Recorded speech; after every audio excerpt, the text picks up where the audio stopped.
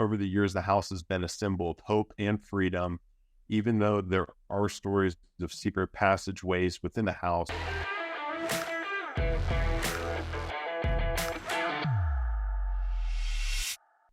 Hey, it's Jason Barlow with Sell for 1%, and welcome back to House of the Week. I've got Dave Barlow, my dad, Jaime Barlow, my brother. We are the Barlow Group. Jaime, what do you got for us, dude? Hey guys, this week's House of the Week is 4470 Catherine's Way, a beautiful 6,000 square foot home in Orange Township with a rich history. Long ago, it was a safe place for runaway slaves to find refuge through Samuel Patterson, and later it became the residence of the Leveque family in Central Ohio. That's cool. Yeah. Sadly, Catherine Leveque passed away in 2014. The home was located on a large piece of land, about 500 acres, and used to be a farm. Yeah, it used to be a farm with fields of corn, hay, soybeans, and horses. However, over time, the land was divided, and now it's been turned into a neighborhood with a bunch of single-family homes throughout. The home we're talking about, though, sold in 2016 for $690,000 and sits on the largest plot over there on about 2.7 acres.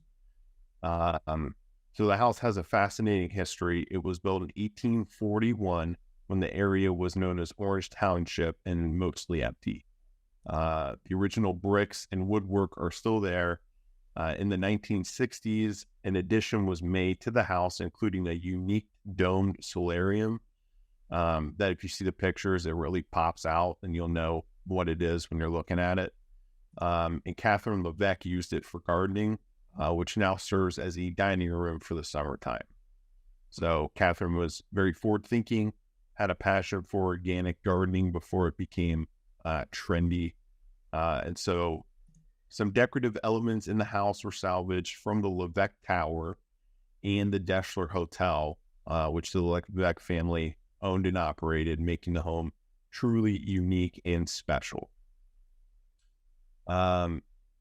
However, before the Leveque family owned the house, it held a significant place in local history. Back in the mid-1820s, it belonged to Samuel Patterson, one of the earlier settlers in the area, and he was an abolitionist that actively participated in the Underground Railroad. He provided shelter for runaway slaves in barns on his property, and some slaves would keep watch at the edges of the land to protect others from danger. The area was initially known as East Orange, but because of Patterson's strong stance against slavery and the Underground Railroad activities going on, a pro-slavery neighbor mockingly called it Africa, a name that eventually replaced East Orange, and it's right there on Africa Road. Yeah, that's cool. Yeah, that's I thought that was a really interesting history for the area, and us Northerners are proud to be of that history, especially here in Columbus. I think it's really cool. It's right there in Westerville and close by, and Patterson House played a crucial role in the Underground Railroad route that ran between Westerville and a Quaker settlement near Marengo in Morrow County. It provided the safe haven for many escaping to freedom in the community around Alum Creek, helped those in need. Over the years, the house has been a symbol of hope and freedom. Even though there are stories of secret passageways within the house, there's no physical evidence to support these claims. The Leveque family was aware of the historical significance, so chose not to seek landmark status for the property as they wanted to maintain their privacy.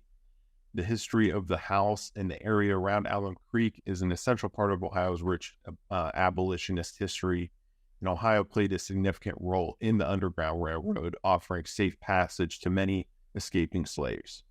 The Africa community where the house is located had numerous active participants in the Underground Railroad, and their bravery and kindness should be celebrated. While the Africa community disbanded after the Civil War, some of the historic homes remain standing, preserving the memory of the incredible impact these Ohioans made in helping those seeking freedom find it. Now the Leveque House is looking, actually it recently sold. It was put on the market for $1.25 million not too long ago.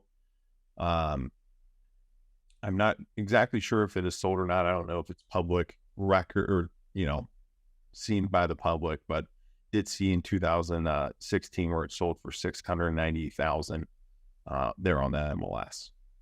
So the house location provides the best of both worlds, a country manor with a sense of community in the modern subdivision nearby, and has really rich history and a proud history really for Ohio.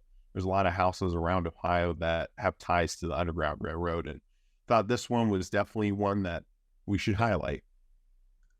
It's always, the fun part about doing this is I always wondered why they had Africa Road. And now I know. That's like some really cool information. And I appreciate you bringing that to light. Yeah, absolutely. My pleasure. I thought the same thing, and it was really cool reading into the history. It was Orange Township, and because of the people that stand and fought for people's rights, they renamed it. Well, that was cool. Yeah, the Africa community.